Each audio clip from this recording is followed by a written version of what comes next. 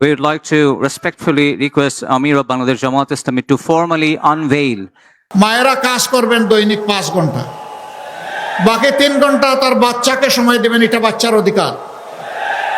একটি রাজনৈতিক দল ক্ষমতা এলে কি কি কাজ করবে তার পূর্ণাঙ্গ রূপরেখা থাকে নির্বাচনী ইশতেহারে। আর এই ইশতেহারে এমন সব মাস্টার স্ট্রোক দিয়েছে জামায়াত, যা বিএনপিকে এক প্রকার নির্বাচনের মাঠ থেকে ছিটকিয়ে দিয়েছে। জামায়াতের নির্বাচনী ইশতেহার তৈরিতে দেশ ও দেশের বাইরে থাকা শিক্ষক, চিকিৎসক, পলিসি এক্সপার্ট, সাবেক সচিব সহ বিভিন্ন বিভাগের প্রায় 200 জন বিশেষজ্ঞ সদস্য 41টি মন্ত্রণালয়ের জন্য 41টি আলাদা প্যানেলে কাজ করেছেন। এর বাইরে জনতার ইশতেহার ওয়েবসাইটের মাধ্যমে নেওয়া 37,000+ পরামর্শ থেকেও বাছাই করা পরিকল্পনা প্রকাশ করেছে জামায়াত ইসলামী। কি কি আছে জামায়াতের ইশতেহারে? নির্বাচনী ইশতেহার অনুযায়ী ক্ষমতায় এসে কি কি কাজ করবে জামায়াত, চলুন বিস্তারিত জেনে নেওয়া যাক। জামায়াতের ঘোষিত ইশতেহার প্রথমবার শোনার পরে মনে হলো চোখ বন্ধ করে আর একবার শুনি। আপনিও শুনে দেখুন, ভিন্ন এক আমেজ পাবেন। প্রথম মনে হবে এটাকেই তো ইশতেহার বলে, শরীর কেঁপে উঠবে, মনে হবে আপনি কোথায় যেন হারিয়ে যাচ্ছেন। একটি সমৃদ্ধশালী বাংলাদেশ চোখের সামনে ভেসে উঠবে, মনে হবে হ্যাঁ হ্যাঁ এটাই তো চেয়েছি আমি। শুনতে শুনতে একটা সময় মনে হবে দুর্নীতিবাজ, সন্ত্রাসী সবাই রাস্তা দিয়ে ইয়া নফসি করে দৌড়াচ্ছে, পিছে ধাওয়া করেছে প্রশাসনের লোকজন। যাই হোক, চলুন আর একটু ভেতরে প্রবেশ করা যাক। প্রথমে জামায়াত চিন্তা করেছে বেকারদের নিয়ে। সদ্য পড়াশোনা শেষ করা যুবকের পকেটে টাকা থাকে না, তাই অনেকেই আছে যোগ্যতা থাকার পরেও সরকারি চাকুরিতে আবেদন করতে পারে না। আবেদন ফি দিতে দিতেই ফতুর হয়ে যায়। জামায়াত বলছে তারা নির্বাচনে জিতলে পরের দিন থেকে আর সরকারি চাকুরির আবেদনে আর ফি লাগবে না। প্রতিটি নিয়োগ হবে মেধার ভিত্তিতে। তদবির বাণিজ্য করতে আসলেই তাকে ভরা হবে চারশিকের মাঝখানে, আর কোটা তো থাকবেই না। ঢাকার সঙ্গে রেলপথের দূরত্ব পর্যায়ক্রমে 2 থেকে 3 ঘন্টায় নামিয়ে আনবে জামায়াত সরকার। যদি উন্নত রেল নেটওয়ার্কের মাধ্যমে রাজশাহী, খুলনা, সিলেট, রংপুর, বরিশাল থেকে ঢাকায় 2-3 ঘন্টায় যাওয়া যায়, তাহলে মানুষ নিজ এলাকায় থেকেও ঢাকায় কাজ করতে পারবে। ঢাকার উপর চাপ কমবে। বিভাগীয় শহরগুলো অর্থনৈতিকভাবে শক্তিশালী হবে। শিল্প ও ব্যবসা ছড়িয়ে পড়বে। রাষ্ট্র পরিচালনায় যুবকদের অগ্রাধিকার দেওয়া হবে। গবেষণা বলছে বাংলাদেশের প্রায় 65% মানুষ তরুণ, কিন্তু সিদ্ধান্ত নেই প্রবীণ রাজনীতিবিদ, আমলাতন্ত্র আর পুরনো চিন্তার মানুষরা।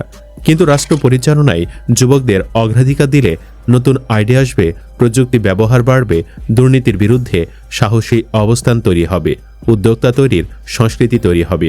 এছাড়াও জামায়াত দিবে প্রবীণদের জন্য ফ্রি স্বাস্থ্যসেবা। 60 বছরের পর মানুষের আয় কমে যায়, কিন্তু চিকিৎসা খরচ বাড়ে। গ্রামের বহু বাবা মা ডাক্তারের কাছে যেতে পারে না, ঔষধ কিনতে পারে না। ফ্রি স্বাস্থ্যসেবা দিলে পরিবারে আর্থিক চাপ কমবে, প্রবীণরা সম্মানের সাথে বাঁচবে। পর্যায়ক্রমে সব স্তরে বিনামূল্যে শিক্ষা দিবে জামায়াত। অথচ শিক্ষা আজ ব্যবসায় পরিণত হয়েছে। কোচিং, প্রাইভেট স্কুল, বিশ্ববিদ্যালয়ের উচ্চ ফি, ফলে দরিদ্র সন্তানরা পিছিয়ে যাচ্ছে। বিনামূল্যে শিক্ষা মানে সমান সুযোগ, দক্ষ মানব সম্পদ, অপরাধ কমবে, দারিদ্র্যের চক্র ভাঙবে। নারীদের জন্য জামায়াত নিয়েছে সব ধরনের মাস্টার প্ল্যান। একজন কর্মজীবী মা সকাল থেকে অফিস, বিকেলে বাজার, রাতে সন্তানের পড়াশোনা সব সামলাতে গিয়ে নিজেকে হারিয়ে ফেলেন। 5 ঘন্টার কর্মদিবস চালু হলে তিনি সন্তানকে সময় দিতে পারবেন, মানসিকভাবে সুস্থ থাকবেন এবং কর্মক্ষেত্রেও মনোযোগী হতে পারবেন। এতে পরিবারও শক্ত হবে, ভবিষ্যৎ প্রজন্মও পাবে সঠিক যত্ন। তাছাড়া নারীরা আজও পথে বের হলে নিরাপত্তা নিয়ে ভাবেন। অফিসে গেলে হয়রানির ভয় থাকে। অনেক নারী এসব কারণে চাকুরি ছেড়ে দেন। নারীদের নিরাপত্তা নিশ্চিত করা আর কর্মসংস্থান বাড়ানো মানে হলো তারা নিশ্চিন্তে কাজ করতে পারবেন, পরিবার স্বাবলম্বী হবে, আর দেশের অর্থনীতিতে নারীর অবদান বহুগুণে বাড়বে। অনেক নারী সন্ধ্যার পর বাস না পেয়ে রাস্তায় দাঁড়িয়ে থাকেন, অথবা বাধ্য হয়ে ঝুঁকিপূর্ণ যানবাহনে ওঠেন। সন্ধ্যাকালীন নারী বাস চালু হলে তারা নিরাপদে বাড়ি ফিরতে পারবেন, অফিসে ওভারটাইম করতে পারবেন এবং স্বাধীনভাবে চলাফেরা করতে পারবেন। এটি শুধু পরিবহন নয়, এটি নারীর স্বাধীনতার প্রতীক, যা জামায়াত সরকার দিবে। প্রবাসীদের জন্য জামায়াত ইসলামী নিয়েছে অভিনব সব পন্থা। প্রবাসীদের জন্য জামায়াত অনেক কিছু করবে, তবে নির্বাচনী ইশতেহারের একটা চুম্বকীয় অংশ হলো প্রবাসীরা বিদেশে মারা গেলে দেশে তাদের মরদেহ পরিবহনের জন্য সরকারি ব্যবস্থা গ্রহণ করা হবে। আমাদের সব জেলাতে মোটামুটি প্রবাসী আছে। অনেক সময় কোনো দুর্ঘটনা ঘটলে আমরা দেখি মরদেহ পেতে বেগ পোহাতে হয়, অনেক অপেক্ষায় থাকতে হয়, অনেক সময় টাকা পয়সার অভাবে বাবা মা তার সন্তানের মুখটা দেখতে পারে না। এই বিষয়টি যেই সরকারি থাকবে বিবেচনা করা উচিত। রেমিটেন্স যোদ্ধারা দেশেরা দেশের যোদ্ধা, সুতরাং তাদের প্রাপ্য সম্মানটুকু যেন আমরা দিতে পারি। এছাড়াও জামাত ইসলামী নির্বাচিত হলে যেসব বিষয়কে অগ্রাধিকার দিবে, চলুন সেগুলো সম্পর্কে জেনে নেওয়া যাক। 1. জাতীয় স্বার্থে আপোষহীন বাংলাদেশ এই স্লোগানের আলোকে স্বাধীনতা, সার্বভৌমত্ব ও জাতীয় স্বার্থে আপোষহীন রাষ্ট্র গঠন, মানে এখন থেকে আর ভারতের সাথে নতজানু সম্পর্ক থাকবে না, সবকিছু হবে ন্যায্যতার ভিত্তিতে। 2. বৈষম্যহীন, ন্যায় ও ইনসাফ ভিত্তিক একটি মানবিক বাংলাদেশ গঠন। 3. যুবকদের ক্ষমতায়ন এবং রাষ্ট্র পরিচালনায় তাদেরকে প্রাধান্য দেওয়া। 4. নারীদের জন্য নিরাপদ, মর্যাদাপূর্ণ ও অংশগ্রহণমূলক রাষ্ট্র গঠন। 5. আইনশৃঙ্খলা পরিস্থিতির সার্বিক উন্নয়নের মাধ্যমে চাঁদাবাজ ও সন্ত্রাসমুক্ত একটি নিরাপদ রাষ্ট্র বিনির্মাণ। 6. সকল পর্যায়ে সৎ নেতৃত্ব প্রতিষ্ঠা ও প্রাতিষ্ঠানিক সংস্কারের মাধ্যমে দুর্নীতিমুক্ত রাষ্ট্র গঠন। 7. প্রযুক্তি নির্ভর আধুনিক ও স্মার্ট সমাজ গঠন। 8.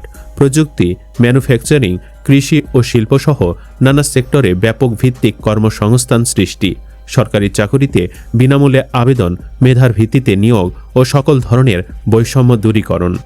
9. ব্যাংকসহ সার্বিক আর্থিক খাতে সংস্কারের মাধ্যমে আস্থা ফিরিয়ে এনে বিনিয়োগ ও ব্যবসা বান্ধব, টেকসই ও স্বচ্ছ অর্থনীতি বিনির্মাণ। 10. সমানুপাতিক পদ্ধতির নির্বাচন সহ সুষ্ঠু নির্বাচনী পরিবেশ তৈরি ও তত্ত্বাবধায়ক সরকার ব্যবস্থা শক্তিশালী করে সুসংহত ও কার্যকর গণতন্ত্র নিশ্চিত করা। 11. বিগত সময়ে রাষ্ট্রীয় পৃষ্ঠপোষকতায় হওয়া খুন, গুম ও বিচার বহির্ভূত হত্যাকাণ্ডের বিচার ও মৌলিক মানবাধিকার নিশ্চিত করা। 12. জুলাই বিপ্লবের ইতিহাস সংরক্ষণ, শহীদ পরিবার, আহত ও পঙ্গুত্ব বরণকারী জুলাই যোদ্ধাদের পুনর্বাসন এবং জুলাই সনদ বাস্তবায়ন করা হবে। 13. কৃষিতে প্রযুক্তির ব্যবহার ও কৃষকদের সহযোগিতা বাড়ানোর মাধ্যমে কৃষিতে বিপ্লব সৃষ্টি করা। 14.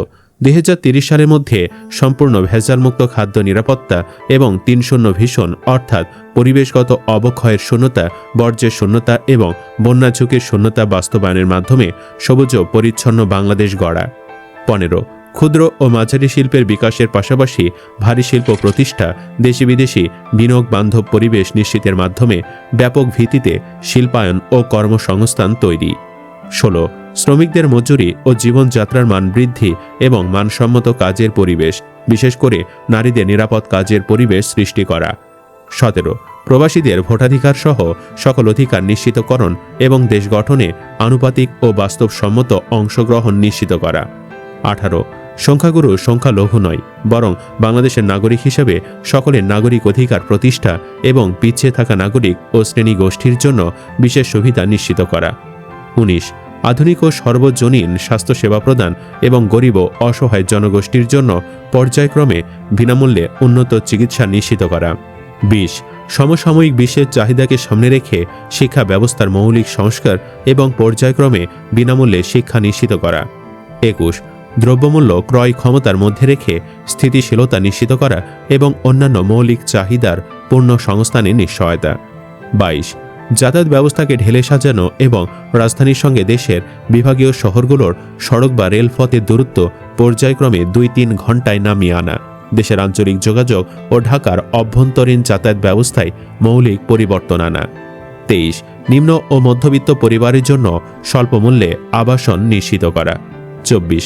ফ্যাসিবাদী ব্যবস্থার পূর্ণ বিলোপে চলমান বিচার ও সংস্কার কার্যক্রমকে অব্যাহত রেখে বাংলাদেশে ফ্যাসিবাদী ব্যবস্থার পুনর্জন্ম রোধ করা। 25. সর্বজনীন সামাজিক নিরাপত্তা ব্যবস্থা চালু করার মাধ্যমে নিরাপদ কর্মজীবন ও পর্যায়ক্রমে সকল নাগরিকদের আন্তর্জাতিক মানের সামাজিক নিরাপত্তা নিশ্চিত করা। 26. সকল পর্যায়ে স্বচ্ছতা ও জবাবদিহিতার মাধ্যমে সুশাসন নিশ্চিত করে একটি সুখী ও সমৃদ্ধ কল্যাণ রাষ্ট্রের প্রতিষ্ঠা। এছাড়াও আরও অনেক ছোটখাটো মোট 400টির বেশি পরিকল্পনা আছে জামায়াত সরকার। সুপ্রিয় দর্শক, সব মিলে জামায়াতের নির্বাচনী ইশতেহার কেমন লেগেছে আপনার কাছে? কমেন্ট বক্সে জানিয়ে দিন আপনার মতামত। ভিডিও ভালো লাগলে লাইক দিন এবং চ্যানেলটি সাবস্ক্রাইব করুন। ধন্যবাদ।